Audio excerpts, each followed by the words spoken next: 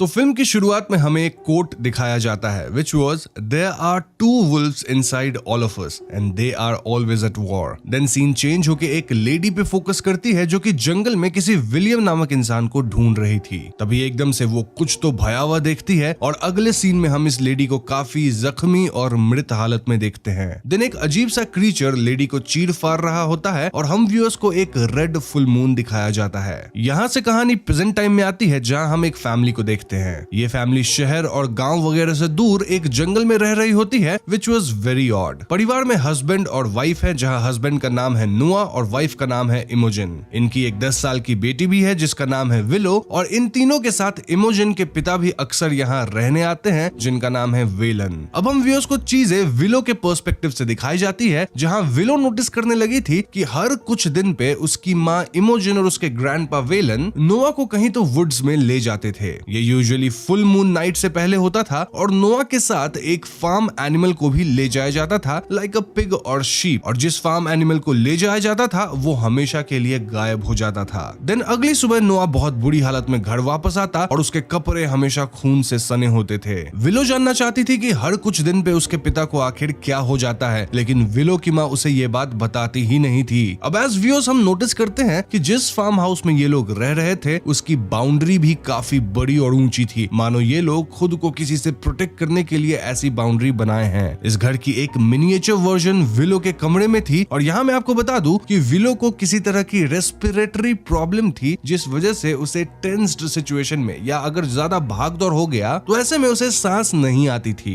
यही वजह है कि विलो हमेशा अपने पास एक ऑक्सीजन मास्क रखती थी जो कि एक ऑक्सीजन सिलेंडर से कनेक्टेड होता था। अब विलो अपने ग्रैंडपा और अपनी माँ को कई बार बहस करते सुनती थी जहाँ मुद्दा ये होता था कि विलो को सब कुछ बता दिया जाए या फिर ना बताया जाए। ग्रैंडपा का मानना था कि विलो सब कुछ जानना डिजर्व करती है, लेकिन विलो की माँ उसे कुछ बताने के लिए तैयार ही नहीं थी। विलो को तो अब नाइटमेयर्स भी आने लगे थे जहाँ वो अपने पिता नोआ को अजीब मॉन्स्टर में तब्दील होते देख रही थी। खैर एक दिन विलो और उसकी माँ इमोजन जीप से शहर जाते हैं और रास्ते में इमोजन अपने बेकार वाले कपड़े बदल के एक अच्छी ड्रेस पहनती है। नाउ दिस वाज वियर्ड क्योंकि इमोजन घर से ही अच्छी ड्रेस पहन के आ सकती थी, बट फॉर सम रीजन वो रास्ते में सड़क पे अपने कपड़े बदल रही थी। अब जब इमोजन ड्रेस चेंज कर रही होती है तो विलो अपनी माँ के शरीर पे चोट के कई निशान देख पाती है। तो ड्रेस चेंज करने के बाद इमोजन यहाँ विलो को भी जीप चलाना सिखाती है और हम समझ पाते हैं कि जीप के गियर में थोड़ी प्रॉब्लम है। तो ये लोग पास के टाउन में जाते हैं जहाँ विलो अपने लिए एक ड्रेस खरीदती है। इसके बाद दोनों वापस आते हैं और घर पे नोआ इनका इंतजार कर रहा था। नोआ फिलहाल एकदम सही दिख रहा था और वो विलो के साथ थोड़ा खेलता भी है। खैर इसके बाद सीन कुछ दिन आगे बढ़ जाता है जहाँ फिर से फुल मून नाइट से पहले इमोजन नोआ को जीप में बिठा के जंगल ले जाने वाली थी। इस बार विलो चुपके से इनके पीछे आ जाती है क्योंकि उसे पता लगाना था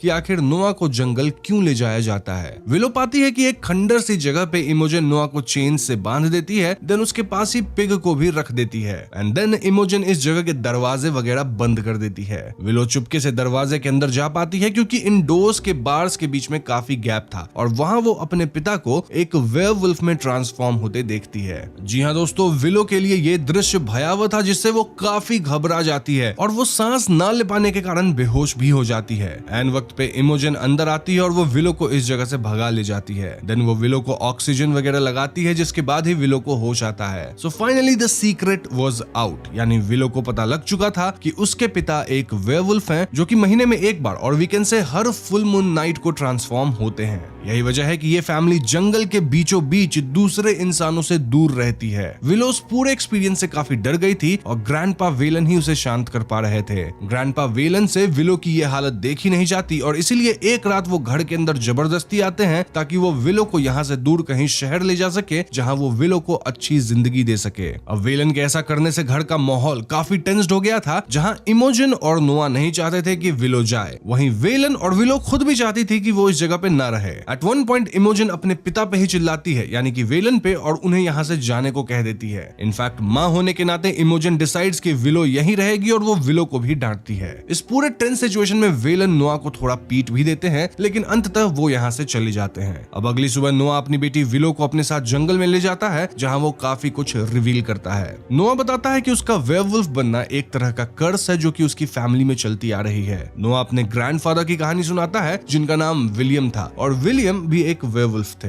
विलियम को एक लड़की से प्यार हुआ, देन उनकी शादी भी हुई, लेकिन विलियम अपनी वाइफ से ये बात छिपाए थे कि वो एक वेयरवुल्फ है। हर फुल मून नाइट से पहले विलियम अपनी पत्नी को बिना बताए दूर कहीं जंगल में चले जाते थे और इससे विलियम की पत्नी काफी परेशान होती थी। समय के साथ विलियम की पत्नी को शक होने लगा कि कहीं विलियम का किसी और औरत से चक्कर तो नहीं चल रहा, और ऐसे में एक फुल मून की रात वो विलियम को फॉलो करके जंगल में जाती है। दोस्तों, ये वही सीन है जो कि हमने मूवी के शुरुआत में देखा था, यानी कि विलियम वेयरवुल्फ में तब्दील हो गए थे और वो अपनी ही पत्नी को मार दिए। अब जब विलियम अपने होश में आए, यानी अपने ह्यूमन फॉर्म में, तब उन्हें एहसास हुआ कि उनसे कितनी बड़ी भूल हो गई है। इस गम में विलियम घर वापस आए और खुद को शूट करके मार लिए। नाउ विलियम के बाद विलियम का बेटा यानी नोआ के पिता भी वेयरवुल्फ बने, और नोआ के पिता काफी निर्दयी इंसान थे। जाहिर सी बात है कि विलियम के मरने के बाद नोआ के पिता की जिंदगी कष्ट में गुजरी थी, जिस वजह से वो ऐसे क्रूल इंसान बन गए। नाउ नोआ के पिता के बाद ये कर्स नोआ पे आया है और हर फुल मून की रात वो उस खंडर जैसी जगह पे चेन्ड रह के पिग्स वगैरह को खाता है ताकि वो अपने लव्ड वंस को हर्ट ना कर दे। तो नोआ के इस कन्फेशन के बाद उसकी बेटी विलो कहीं ना कहीं नोआ से और क्लोज हो गई थी। इसके बाद हमें कुछ सीन्स दिखाया जाता है जहां नोआ और उसकी बेटी एक साथ क्वालिटी टाइम स्पेंड कर रहे थे। नोआ अपनी बेटी के साथ बहुत अच्छे से बर्ताव कर रहा था, ही वाज वेरी लविंग, लेकिन एकदम अचानक से उसका मूड बदल जाता है क्योंकि उसे जीप में इमोजिन की वही ड्रेस मिलती है जो कि इमोजिन उस दिन सड़क पे चेंज करके पहनी थी। नोआ ना सिर्फ विलो पे चिल्लाता है, उसे हिट करता है हल्का, बल्कि घर आके वो इमोजिन पे भी काफी गुस्सा होता है। बेसिकली नोआ को लग रहा था कि इमोजिन ड्रेस वगैरह पहन के बाहर गई है, मतलब वो शायद उस पे चीट कर रही है। वहीं इमोजिन क्लियरली कहती है कि वो नोआ को कभी नहीं छोड़ेगी, वो उस पे चीट नहीं कर सकती है। No matter what the situation, nothing changes. घर का माहौल काफी गर्म हो गया था और यहाँ से चीजें थोड़ी डिफरेंट दिखने लग गई थी। आई मीन, अब तक हम व्यूअर्स को ऐसा लग रहा था कि नोआ बस एक विक्टिम है, लेकिन नोआ भी कम टॉक्सिक नहीं था। नोआ बहुत ज्यादा इनसिक्योर था और उसे लग रहा था कि क्योंकि मैं एक वेयरवुल्फ हूँ तो मेरी पत्नी मुझे छोड़ के चली जाएगी, और इसीलिए वो अपनी पत्नी को कंट्रोल करता था, उसे ड्रेस तक नहीं पहनने देता था, बाहर नहीं जाने देता था, और नोआ के कारण ही सब जंगल में रह रहे थे। वैसे इस पे हम वीडियो के एंड में थोड़ा और बात करेंगे। फिलहाल कहानी में आगे विलो की बर्थडे आ जाती है जहाँ ग्रैंडपा वापस आते हैं। ग्रैंडपा विलो को एक पपी गिफ्ट करते हैं जिससे विलो काफी खुश थी। अब उस रात फिर से फुल मून नाइट होने वाला था और विलो को एक नाइट में आता है जहाँ वो खुद को वेयरवुल्फ बनते देखती है। इस नाइट में से विलो इतना परेशान होती है कि उठने के बाद उसे ऑक्सीजन लगाना पड़ता है, और इस हड़बड़ी में ऑक्सीजन सिलेंडर ओपन ही छूट जाता है, यानी कुछ देर में सिलेंडर के अंदर का ऑक्सीजन पूरी तरह खाली हो जाएगा। नाउ इमोजिन और वेलन नोआ को जंगल में छोड़ के आ गए थे, लेकिन वापस आने के कुछ ही देर बाद इनकी बाउंड्री वॉल्स काफी जोर जोर से हिलने लग गई थी। वेलन विलो को ये कह के सांत्वना देते हैं कि डोर्स एंड वॉल्स हवा की वजह से हिल रही हैं, लेकिन विलो जानती थी कि ये काम उसके पिता नोआ का है जो कि फॉर सम रीजन वेयरवुल्फ बनने के बाद घर पे ही अटैक कर रहे हैं। नाउ ऑफ कोर्स ये रीजन यही था कि नोआ को अब लगने लगा था कि उसकी बीवी शायद उसे छोड़ देगी, उस पे चीट करेगी, तो वो अपना बदला लेने यहाँ आ गया था। वैसे ग्रैंडपा वेलन अपने साथ एक गन भी लाए थे फॉर प्रोटेक्शन, और इस बात पे इमोजिन काफी गुस्सा होती है। इनफैक्ट वो ग्रैंडपा से उनका गन भी ले लेती है, और इसी सब के बीच वॉल्स और ज्यादा हिलने लगे थे और बाहर से काफी आवाज भी आ रही थी। इससे डर के विलो वापस बेहोश हो जाती है और उसे इमीडिएट ऑक्सीजन चाहिए था, बट ऑक्सीजन तो सारा लीक हो चुका था, और ऐसे में इमोजिन को घर के बाहर स्टोर में से एक न्यू ऑक्सीजन सिलेंडर लाना पड़ता है। यहाँ इमोजिन बाउंड्री वॉल के पास जाके नोआ को यहाँ से जाने कहती है, लेकिन नोआ थोड़ी उसकी सुनने वाला था। बाय द वे, इस सब के दौरान ग्रैंडपा का गन जो कि इमोजिन अपने पास रख ली थी वो घर के बाहर ही गिर जाता है। खैर, इमोजिन ऑक्सीजन सिलेंडर लाके विलो को ऑक्सीजन मास्क लगाती है। मीनवाइल वेलन घर के दरवाजे को प्रोटेक्ट करने जाते हैं क्योंकि नोआ बाउंड्री वॉल से तो अंदर आ चुका था। यहाँ वेयरवुल्फ नोआ वेलन को ऐसा धक्का मारता है कि वो दीवार पे लगे डियर हॉर्न्स में स्टैब हो जाते हैं। इसके बाद वेयरवुल्फ नोआ उस कमरे में जाता है जहाँ विलो और इमोजिन थे, और यहाँ इमोजिन विलो के मुंह पे हाथ रख के उसे चिल्लाने से रोकती है। वेयरवुल्फ नोआ पहले तो पप्पी को मारता है एंड देन जब उसे इमोजिन या फिर विलो नहीं मिलती तो यहाँ से निकल लेता है। तो वेयरवुल्फ नोआ के जाते इमोजिन विलो को जीप में बिठा देती है, सेइंग कि कुछ भी गड़बड़ हो तो जीप चला के भाग जाना। वहीं इमोजिन खुद अपने जख्मी पिता को भी बचाने लग जाती है और ये लोग किसी तरह घर के बाहर आते हैं एंड देन तीनों जीप में भागने की कोशिश करते हैं, बट ऐन वक्त पे जीप का गियर वापस फंस जाता है और इनके पास नोआ से दूर भाग पाने का वक्त नहीं था। इसलिए ग्रैंडपा वेलन नोआ से भिड़ जाते हैं, यानी काइंड ऑफ खुद को सैक्रिफाइस करते हैं ताकि इमोजिन और विलो जंगल में भाग सके। नाउ इमोजिन और विलो जंगल में भागते तो हैं, लेकिन जल्द ही नोआ इन तक पहुंच गया था। वो विलो को उठाकर उसी खंडर में ले जाता है और इमोजिन नोआ का पीछा करते वहां पहुंचती है। इमोजिन काफी प्यार से वेयरवुल्फ नोआ को मनाने की कोशिश करती है कि please try to listen to us, हम तुमसे प्यार करते हैं, तुम्हारे अंदर नोआ है और उसे अपने परिवार को हर्ट नहीं करना है, हम तुम्हें कभी छोड़ के नहीं जाएंगे, हम तुम पे चीट नहीं करेंगे, वगैरह वगैरह। कहीं ना कहीं वेयरवुल्फ नोआ ये सब सुन के थोड़ा काम डाउन हो रहा था, लेकिन एकदम एकदम से नोआ को एक फ्लैशबैक याद आती है। इस फ्लैशबैक में नोआ, इमोजन और विलो काफी अच्छा टाइम स्पेंड कर रहे थे जब अचानक इमोजन नोआ से कहती है कि जब तुम ऐसे नॉर्मल रहते हो ना तो मुझे बहुत पसंद आते हो। ना ये तो अच्छी बात है, लेकिन ये सुन के नोआ भड़क जाता है आस्किंग कि ऐसे कैसे फॉर्म की बात कर रही हो तुम, बाकी टाइम क्या मैं पसंद नहीं आता। इनफैक्ट इस छोटी सी बात पे नोआ और इमोजन के बीच काफी लड़ाई हो गई थी और ये लड़ाई विलो के सामने ही हो रही थी। अब इस फ्लैशबैक में काफी डीपर मीनिंग्स है जो कि मैं थियरी सेक्शन में बताऊंगा ही, बट फिलहाल नोआ को ये बात याद आती है कि उसे उसकी पत्नी बस नॉर्मल फॉर्म में पसंद करती है, वेयरवुल्फ फॉर्म में नहीं। जबकि ऐसा था नहीं, इमोजन बस जेनेरिक बात बोली थी, लेकिन नोआ इसे गलत तरीके से सोचा और इसीलिए वेयरवुल्फ नोआ इमोजन पे हमला कर देता है और वो इमोजन को मारने आगे बढ़ता है। इस पॉइंट पे विलो सोचती है कि उसे ही अपनी माँ को बचाना होगा और इसीलिए वो लैंटर्न से लगे आग पे अपना ऑक्सीजन सिलेंडर खोल देती है। इससे काइंड ऑफ एक फ्लेम थ्रोअर बन गया था जिसकी मदद से विलो अपने पिता नोआ को जला के मार देती है। अब यहाँ से सीन कुछ दिन बाद का आता है जहाँ विलो व्हाइट फैंग नामक किताब पढ़ रही होती है और हम इमोजन को जीप में सामान पैक करते देखते हैं, which depicts कि माँ बेटी अब जंगल से बाहर निकल के शहर जाने वाले हैं फॉर बेटर लाइफ। इसके बाद हमें नोआ के कुछ मोन्टाजेस दिखाए जाते हैं जहाँ वो काफी अब्यूजिव एंड वायलेंट था। इनफैक्ट हमें फिर से वो सीन दिखाया जाता है जब नोआ इमोजन को मारने वाला था।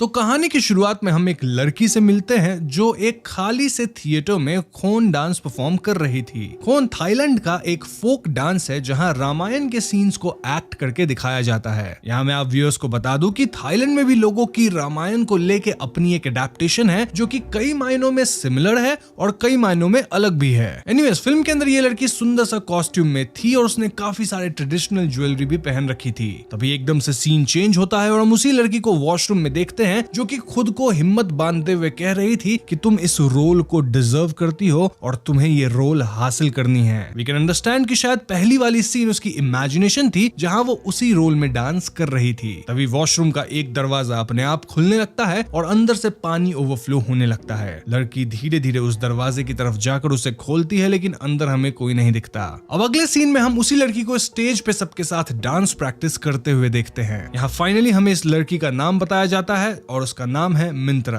अब यहाँ एक शो होने वाला था जिसके डायरेक्टर मिस्टर मेट उनसे कहते हैं कि इस बार वो लोग रामायण का एक सीन परफॉर्म करेंगे जिसमें उन्हें एक टैलेंट चाहिए एज द रोल ऑफ माता सीता। अब ये रोल ऐसा था जहाँ डांसर को सीता जी के दोनों साइड्स को दिखाना पड़ेगा और इसके लिए 3 लोगों को चुना गया था जिसमें से एक मिंत्रा भी थी। ये सिलेक्शन शाम को ही होने वाला था और अब उन सभी को एक छोटा सा ब्रेक दिया जाता है। मिंत्रा अपने लॉकर से कुछ सामान निकाल रही होती है कि तभी उसे पास के रूम में एक लड़की की चिल्लाने की आवाज आती है। मिंत्रा उस तरफ जाने लगती है कि तभी एक लड़की गुस्से से रूम से निकलती है एंड इट वाज एविडेंट कि इस लड़की को माँ सीता का रोल नहीं मिला है, यानी वो रिजेक्ट हो गई है। अब मिंत्रा उसके रूम में जाती है और उसे फ्लोर पे कुछ तस्वीर पड़ी हुई मिलती है। उसमें से एक तस्वीर मेट का था जिसके साथ 2 लड़कियां भी थी, लेकिन उसमें एक लड़की का फेस नहीं दिख रहा था। तभी मिंत्रा के पीछे एक भयानक एंटिटी को देखते हैं जिसे वो नहीं देख पाती। उसे ऊपर के फ्लोर से कुछ विस्परिंग्स और पानी टपकने की भी आवाज सुनाई देती है। मिंत्रा चेक करने ऊपर के फ्लोर पे चली जाती है जहाँ किसी को भी जाना अलाउड नहीं था क्योंकि वहाँ मेंटेनेंस का काम चल रहा था। अब मिंत्रा को उसी फ्लोर पर एक आलमीरा दिखता है जिसके पीछे एक रेड कलर का कपड़ा था। वो उसको खींचने लगती है कि तभी एक एंटिटी उसके हाथ को पकड़ लेती है। मिंत्रा ऐसे बहुत डर जाती है और उसे फील होता है कि वो पानी में डूब रही है। पानी में भी कोई एंटिटी उसे नीचे खींच रही थी और तभी अचानक से उसको होश आता है जहां मैनेजर और सिक्योरिटी गार्ड उसे होश में ला रहे थे। मिंत्रा उनसे कहती है कि वो यहाँ चेक करने आई थी कि पानी कहाँ से लीक हो रहा है और इसी में शायद वो बेहोश हो गई थी। यहाँ मैनेजर और सिक्योरिटी गार्ड मिंत्रा को कंफर्ट करते हैं। अब भले मिंत्रा को ये सब कोइंसिडेंस लग रहा था, लेकिन हम व्यूअर्स देख पाते हैं कि वो लाल कपड़ा वाकई में अलमीरा के पीछे गिरा हुआ था। और हाँ, इस सीन में मिंत्रा को एक झलक भी मिलती है उस एंटिटी की जो कि एक फीमेल स्पिरिट ही लग रही थी। खैर अगले सीन में मिंत्रा अपने परफॉर्मेंस के दौरान स्ट्रेस में आ जाती है और जमीन पे गिर जाती है। वो एक बार फिर से ट्राई करने की रिक्वेस्ट करती है लेकिन मेट उसे मना कर देता है और जीना को बुला लेता है। यहाँ तक शायद क्लियर होने लग गया था कि माँ सीता के रोल के लिए जीना को ही चुना जाएगा। अब ऐसा इसीलिए क्योंकि मेट के हिसाब से सीता जी के दोनों साइड्स को दिखाना है और ये रोल मिंत्रा को जरूर मिल जाता अगर सिर्फ गुड साइड को दिखाना होता, क्योंकि मिंत्रा बहुत अच्छी लड़की है और उसके फेस पे बच्चों जैसा एक इनोसेंस था। लेकिन क्योंकि दोनों साइड्स को दिखाना है इसीलिए मेट ने जीना को सेलेक्ट करा था। अगर जीना नहीं होती तो पक्का ये रोल मिंत्रा को ही मिलता। खैर तो मिंत्रा घर आती है और उसका पूरा घर फैला हुआ था। हम जान पाते हैं कि वो अपने भाई मॉन के साथ यहाँ पे रहती है। अब मॉन उस रात घर लेट आता है और ऐसे में मिंत्रा उसे पूछती है कि तुम इतने लेट क्यों आए हो और मॉन कहता है कि तुम तो घर पे रहती नहीं तो मैं अकेले कैसे रहूं। खैर उस रात मिंत्रा मिरर के सामने खड़ी होकर पूछती है कि कि मुझसे क्यों नहीं हो पा रहा है, मतलब उसे रोल्स वगैरह क्यों नहीं मिल रहे हैं, जिसके जवाब में उसकी रिफ्लेक्शन एक स्माइल करती है और उससे कहती है कि आई कैन हेल्प। और तभी मिंत्रा एक अंधेरे कमरे में पहुंच जाती है जहां उसकी इविल सेल्फ चीख चीख के कह रही थी कि आई कैन हेल्प यू। वो इविल मिंत्रा रियल मिंत्रा के हाथों को पकड़ लेती है और कहती है कि मुझे मदद करने दो, मैं तुम्हें वो रोल दिलवा दूंगी। लेकिन यहाँ रियल मिंत्रा कहती है कि मुझे नहीं चाहिए तुम्हारी मदद, और इसी खींचातानी में मिंत्रा की आंखें खुल जाती है और हम देखते हैं कि ये सिर्फ उसका एक नाइटमेयर था। और दोस्तों एक इंटरेस्टिंग बात यह है कि जब भी मिंत्रा को नाइटमेयर से हेलुसिनेशंस होते हैं तो वहां पानी का प्रेजेंस जरूर होता है। अब अगली सुबह मेट और उसके दोस्त टॉड को बातें करते हुए देखते हैं, जहां समझ पाते हैं कि मेट डेस्परेटली नर्तया थिएटर्स वापस खुलवाना चाहता है क्योंकि उसकी कहानी अब पहले से बहुत बढ़िया है और उसकी मेन लीड भी अब चेंज हो गई है। हम जान पाते हैं कि 2 साल पहले टॉड किसी को बिना कुछ बताए थिएटर्स बंद करके चला गया था और अब वो हाल फिलहाल में वापस आया है। टॉड थिएटर खुलवाना नहीं चाहता था क्योंकि इसमें बहुत पैसे लगते हैं, लेकिन मेट कैसे भी उसके दोस्त को इन्वेस्ट करने के लिए मना लेता है। ऐसे में टॉड कहता है कि ठीक है, मैं पहले मे से बातचीत कर लेता हूँ, फिर ही कुछ फाइनल करते हैं। यहाँ मैं आप व्यूअर्स को बता दूं कि मे टॉड की पत्नी है। खैर तो प्ले का रिहर्सल वगैरह शुरू हो जाता है और रिहर्सल के दौरान जीना जब वॉशरूम में होती है तो कुछ समय के लिए मेट मिंत्रा को सीता माँ का रोल प्ले करने देता है। नाउ जब जीना वापस रिहर्सल के लिए आती है तो रास्ते में उसे ढेर सारा पानी गिरा हुआ मिलता है जो कि ऊपर के फ्लोर से आ रही थी। ऐसे में जीना ऊपर के फ्लोर पे जाने लगती है जहाँ पिछले दिन मिंत्रा गई थी, और वहीं हम रिहर्सल हॉल में मिंत्रा को डांस करते हुए देखते हैं जिसके बॉडी में अब किसी और स्पिरिट ने टेक ओवर कर लिया था, यानी कि अब वो सीता माँ के दोनों साइड्स को अच्छे से कर पा रही थी। मिंत्रा उस एंटिटी के इन्फ्लुएंस में बहुत ही उम्दा परफॉर्मेंस देती है। नाउ कमिंग टू जीना, वो सीढ़ियों से ऊपर चढ़ ही रही थी कि तभी उसे अपने सामने एक डरावनी एंटिटी दिखती है जिससे डर के वो सीढ़ियों से गिर जाती है और उसके सर में चोट लग जाती है। ऐसे में जीना को हॉस्पिटलाइज किया जाता है। नाउ ऑफ कोर्स ये सब पानी लीकेज के कारण हुआ था, जिससे मेट गुस्सा था और वो मैनेजर से पूछता है कि तुम इस लीकेज का कुछ करते क्यों नहीं हो। जिस पे मैनेजर कहता है कि कल ही सारे पाइप्स चेक किए गए थे, लेकिन हमेशा ऊपर के उसी फ्लोर में कुछ न कुछ गड़बड़ होती ही रहती है और इसीलिए हमने वहां नो एंट्री का टैग लगाया है। फिर भी जीना ऊपर जा रही थी तो वो क्या ही कर सकता है। नाउ एज एक्सपेक्टेड जीना को चोट लगी है तो ये लीड रोल अब मिंत्रा को मिल जाती है। अगले सीन में हम थिएटर्स नर्तया को वापस रीओपन होते हुए देखते हैं और उसी खुशी में एक पार्टी थ्रो करी जाती है जहां मेट और मिंत्रा भी आते हैं। मेट अब सिंडी नाम की एक आर्टिस्ट को क्रेडिट्स देते हुए उसका फेयरवेल स्पीच देता है और मिंत्रा को सबके सामने as the new face of मां सीता लॉन्च करता है। यहाँ हम समझ पाते हैं कि सिंडी पहले एज सीता जी परफॉर्म करती थी इन द थिएटर्स और उसका फेम अब मिंत्रा को मिल रहा है, जिससे सिंडी गुस्सा होकर वहां से चली जाती है, लेकिन उसके पीछे हम एक स्पिरिट की भी झलक देख पाते हैं। खैर तो जब मिंत्रा वॉशरूम में होती है तो हम मे को उससे बातचीत करते हुए देखते हैं। वो मिंत्रा को उपदेश देती है कि अपने फेम को इंटैक्ट बनाए रखने के लिए हमको बहुत मेहनत करनी पड़ती है, और ये कहते हुए जैसे ही वो बेसिन में हाथ धोने लगती हैं तो तभी मिंत्रा देखती है कि टैप से पानी नहीं बल्कि खून बह रहा था। मिंत्रा डर के उस ओर देखती है, लेकिन अगले ही पल सब कुछ ठीक हो गया था और मे भी उसे पूछती है कि तुम ऐसे क्यों देख रही हो। इसमें मिंत्रा बात टाल के ग्रुप इंटरव्यू के लिए चली जाती है। तो आफ्टर पार्टी मेट मिंत्रा को अपने अपार्टमेंट ले आता है और बातों बातों में मेट मिंत्रा को पूछता है कि क्या तुम्हारा कोई बॉयफ्रेंड है। इस सवाल के जवाब में मिंत्रा ना कहती है, लेकिन अगले ही पल वो एकदम से सीरियस होकर उससे रूडली पूछती है कि क्या तुम मेरे साथ सोना चाहते हो। इसमें मेट चौंक जाता है और वो मिंत्रा से कहता है कि तुम्हें अब घर जाना चाहिए क्योंकि रात बहुत हो गई है। हम समझ पाते हैं कि वो सवाल मिंत्रा ने नहीं बल्कि उस एंटिटी ने किया था, और जब वो एंटिटी मिंत्रा के शरीर पे हावी होती है तो मिंत्रा को कुछ ठीक से याद नहीं रहता। एनीवेज अगले दिन डांस रिहर्सल के दौरान मेट को पता लगता है कि सिंडी का एक कार से एक्सीडेंट हो गया है और उसके पैर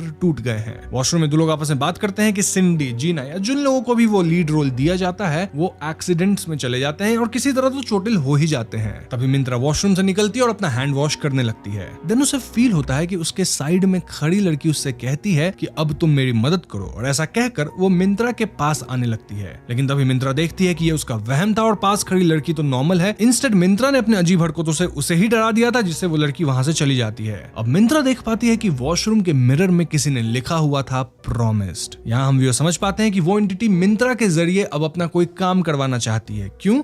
क्योंकि उसने मिंत्रा को लीड रोल दिला दिया है। यहाँ मिंत्रा कहती है कि मैंने कोई प्रॉमिस नहीं किया, और वो वॉशरूम से भाग खड़ी होती है और जाते जाते हम एक घोस्ट को देख पाते हैं। नाउ घर आकर मिंत्रा कुछ पिल्स लेती है, तभी वहां मॉन आ जाता है। मॉन कुछ कहता नहीं, बस दौड़कर अपने रूम में जाता है और मिंत्रा भी उसके पीछे पीछे जाती है। वो देखती है कि मॉन अपने कमरे में एक कटर से अपने बिस्तर को चीर फाड़ रहा था और उसी कटर से वो खुद के साथ करता है। ये देखकर मिंत्रा उसे गले लगाकर रोने लगती है और तभी मॉन पीछे से आ जाता है और मिंत्रा देखती है कि उसका भाई तो बिल्कुल ठीक है। इसका मतलब ये हो सकता है कि वो एंटिटी मिंत्रा को बताना चाहती हो कि उसके प्रॉमिस पूरा ना करने से वो उसके भाई को भी चोट पहुंचा सकती है। एनीवेज मूविंग ऑन, अब डांस रिहर्सल के दौरान मिंत्रा डिस्ट्रैक्टेड थी क्योंकि सारे लोग उसे ही घूरे जा रहे थे और वो ऑडियंस में उस भयानक एंटिटी को देखती है जो उसी की तरफ देख रही थी। मेट उससे पूछता है कि तुम्हारा ध्यान कहाँ है और उसे खुद को प्रूव करने को कहता है। मिंत्रा प्रैक्टिस करती है और हम इस सीन में उस एंटिटी को भी मिंत्रा के साथ परफॉर्म करते हुए देखते हैं। अब वो एंटिटी मिंत्रा के पेट को चीरने लगती है और मिंत्रा इसी दर्द में रोने लगती है। मिंत्रा परेशान हो चुकी थी और वो उस एंटिटी को बाहर आने को कहती है, जिसके चलते वो मिरर से बाहर आ जाता है। वो मिंत्रा के सर को पकड़ के उसे कुछ मेमोरीज दिखाती है और इस मेमोरी में हम एक लड़की की लाश को खून से लथपथ देखते हैं जिसे प्लास्टिक के बैग में भरा जा रहा था। मिंत्रा इन फ्लैशबैक्स में खुद को एक बंद दीवार के पीछे पाती है और वो लाश उसके पास आ जाती है। मिंत्रा इस सब से बहुत डर जाती है और वो एंटिटी भी वहां से चली जाती है। अब अगले सीन में हम मिंत्रा को सिंडी से मिलने आते देखते हैं, लेकिन सिंडी तो उस पे अब भी भड़की हुई थी। लेकिन अचानक से मिंत्रा भी उसे एक अजीब सी इविल स्माइल देती है और इससे सिंडी गुस्से में उसका गला दबाने लगती है। लेकिन तभी वो देखती है कि उसने जिसको चोक किया है वो मिंत्रा नहीं, कोई आत्मा है। अब मिंत्रा इन सब चीजों से परेशान हो जाती है और खुद ही उस आलमीरा के पीछे डिग करने का सोचती है। तो हाँ, वो ऊपर वाले फ्लोर पे जाके आलमीरा को अपने प्लेस से हटाती है और पीछे उसे एक लाल कपड़ा दिखता है। वो उस रूम में कुछ फाइल्स भी देखती है लेकिन उसके हाथ कुछ नहीं लगता। वो एक डॉल से भी डर जाती है लेकिन फॉर्चुनेटली उसे एक डब्बा मिलता है जिसमें उसे सीडा नाम के एक औरत की फाइल मिलती है। अब सीडा कौन है? वेल, वो वही औरत है जिसको सिंडी इमेजिन की थी और मिंत्रा को धक्का देते वक्त उसी का नाम चिल्लाई थी। ये सीडा वही औरत है जिसकी स्पिरिट मिंत्रा को परेशान कर रही थी। तो इसके बाद मिंत्रा सीडा के एड्रेस पे जाती है जहां उसे एक ओल्ड लेडी मिलती है। वो लेडी मिंत्रा को बताती है कि सीडा एक ऑर्फन थी और उसकी कोई फ्रेंड्स या रिलेटिव्स नहीं थे। वो मेट के प्रोडक्शन में ही एक डांसर थी जहां अब मिंत्रा काम करती है, लेकिन बहुत दिन हो गए वो घर वापस नहीं आई। यहाँ वो ओल्ड लेडी मिंत्रा से मदद मांगती है, सेइंग कि सीडा को ढूंढ लो। मिंत्रा सीडा का रूम भी देखती है जहां उसे एक फोटो फ्रेम के पीछे एक हिडन फोटोग्राफ मिलता है of Sida and Matt and पीछे लिखा हुआ था द वन आई मिस। इससे मिंत्रा समझ जाती है कि मेट और सीडा का लव रिलेशनशिप था इन द पास्ट। वहीं दूसरी तरफ मेट के साथ एक अजीब चीज होती है। बेसिकली मेट के लैपटॉप पे कोई वही पिक्चर सेंड करता है अननोन सोर्सेज से और मेट उस पिक्चर को देख के डर जाता है। साथ ही उसे अपने पीछे सीडा की आत्मा भी दिखती है जो मेट के कंधों पे अपना हाथ रखने ही वाली थी, लेकिन तुरंत ही सब नॉर्मल हो जाता है। वहीं पैरेलल में मिंत्रा उस फोटो को लेती है और सीधा मेट के घर में आती है और उससे पूछती है कि क्या तुम सीडा को जानते हो? इस पे मेट कहता है कि सीडा हमारे यहाँ एक डांसर थी लेकिन वो एक बहुत अच्छी डांसर नहीं थी, इसी वजह से उसने रिजाइन कर दिया और दूसरा काम ढूंढने चली गई। मिंत्रा कुछ और सवाल करने ही वाली थी कि मेट उसे अवॉइड करता है और उसे जाने को कहता है। खैर, तो उस रात मेट को सीडा की आत्मा हॉन्ट करती है जिससे वो डांस रिहर्सल्स में नहीं आ पा रहा था। मेट का दोस्त टॉड जो इस पूरे इवेंट को फाइनेंस कर रहा था वो चिंतित होकर मैनेजर से पूछता है कि कल फाइनल रिहर्सल है और अब तक मेट क्यों नहीं आया। वहीं पे टीवी में मैनेजर एक न्यूज देखता है जहां पास ही के एक टेंपल के देखभाल करने वाले आदमी की लाश मिली थी कैनल के पानी में फ्लोट करते हुए, और इसके बारे में सुनकर मैनेजर काफी परेशान हो जाता है। लेकिन अगले दिन ड्रेस रिहर्सल में मेट आता है जो कि परफॉर्मेंस रिव्यू करता है, लेकिन अचानक वो देखता है कि मिंत्रा के साथ सीडा भी नाच रही थी जिससे वो डर जाता है और डर के वो परफॉर्मेंस के बीच से ही भाग जाता है।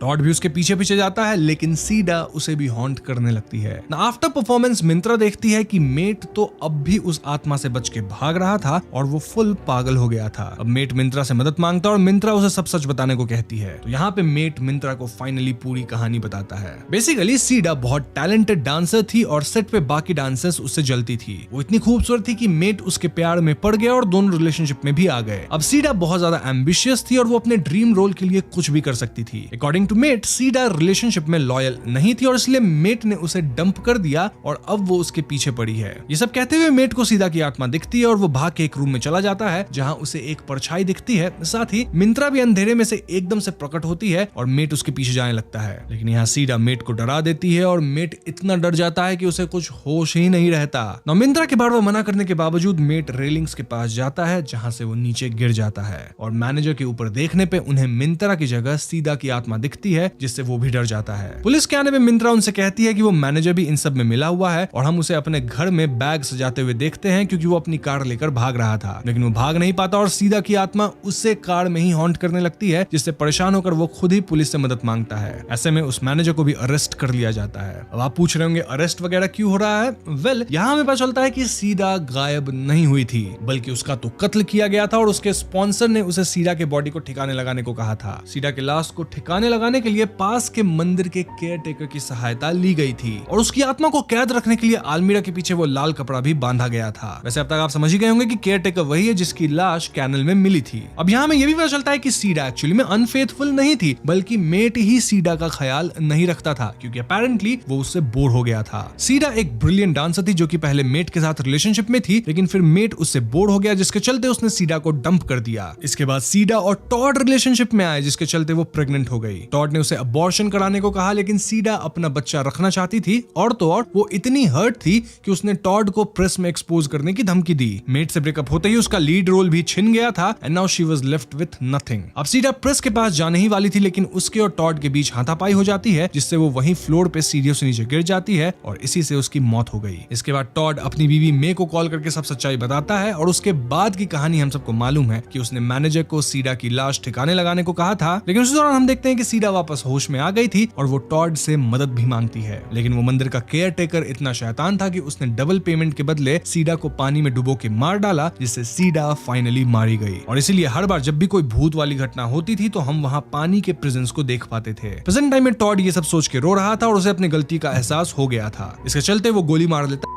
को। अब क्योंकि मिंत्रा सीडा से कनेक्टेड हो गई थी, सीडा के स्पिरिट के थ्रू, तो उसे पता चल गया था कि केयर टेकर ने उसकी लाश कहां चुनवाई थी। वो था उसी फ्लोर के वॉशरूम के दीवार पे, और पुलिस फाइनली उसकी लाश ढूंढ निकालती है। मिंत्रा सीडा का अंतिम संस्कार करती है, जिससे उसकी आत्मा को शांति मिले। तो अगले सीन में हम देखते हैं कि नर्तया थिएटर अब बंद होने वाला था, लेकिन इस डांस क्रू को कहीं और डांस करने के लिए बुलाया गया था। मिंत्रा को भी मिस्टर डाउ ने बुलाया था to talk about her dance, लेकिन जैसे ही वो रूम में एंटर करती है, हम देखते हैं कि कोई उसे बेहोश कर देता है एंड एक ड्रग भी इंजेक्ट कर देता है, देन उसे चेयर में बांध देता है। तो अब ये कौन है? वेल, ये टॉड की बीवी मे थी, जो अब रिवेंज के मूड में थी, क्योंकि मिंत्रा की वजह से उसके हस्बैंड का कुकर्म सबके सामने आ गया था। मे के हिसाब से उसके हस्बैंड ने सिर्फ अफेयर ही तो करा था, एक छोटा सा मिस्टेक है वो, और वो इसका सारा दोष सीडा पे डालती है कह के कि वही उसके पति को फंसाई। और तो और दोस्तों, जब सीडा मरी नहीं थी, मतलब हल्का सा जिंदा थी और वो मदद मांगी थी, तब टॉड दोस्त को बचाने के लिए दौड़ा था, लेकिन टॉड की पत्नी मे ने ही उस केयर टेकर को ऑर्डर्स दिया कि तुम जाओ और सीडा को मार दो। तो देखा जाए तो मे खुद ही बॉस विलन थी। वो मिंत्रा से कहती है कि मैंने 2 साल तक इस कहानी को छुपाए रखने की कोशिश करी, लेकिन तुमने सब खराब कर दिया। और तो और वो टॉड के मरने का कारण भी मिंत्रा को ही मान रही थी। तो इसके बाद मे भी मिंत्रा को वैसे ही घसीटते हुए उसी वॉशरूम में ले जा रही थी जैसे सीडा को घसीटा गया था, और हम व्यूअर्स को पैरेलल में दोनों सीन्स दिखाया जा रहा था। मे मिंत्रा के फेस को पानी में डुबोने लगती है, और तो और उसे एक पैरालाइजिंग ड्रग भी देती है, लेकिन तब उसे मिरर में मिंत्रा की जगह सीडा की स्पिरिट दिखती है, और मे खुद ही बेसिन के पानी में अपने फेस को डुबोने लग जाती है, जो ऑफ कोर्स सीडा की स्पिरिट की वजह से हो रहा था। और ऐसे में जो फाइनल विलन बॉस है यानी कि मे, उसकी मौत हो जाती है। हम देखते हैं कि अपना बदला लेने के बाद सीडा मुस्कुरा रही थी और वो मिंत्रा का सर सहला रही थी। मिंत्रा भी यहाँ उसके असली खूबसूरत चेहरे को देख पाती है, और मिंत्रा के मन में ये शांति थी कि वो एटलीस्ट सीडा को इंसाफ दिलवा पाई। एंड सीन में हम देखते हैं कि मेट बच गया था, क्योंकि सीडा जानती थी कि उसकी मौत में मेट की कोई गलती नहीं थी। हाँ, उसने सीडा को डंप जरूर किया था, लेकिन इसकी सजा मौत तो नहीं हो सकती। और अब मेट ने अपने प्रोडक्शन हाउस में मिंत्रा को काम दे दिया था। तभी एक हवा का झोंका आता है और दोनों समझ पाते हैं कि सीडा उनके साथ ही है।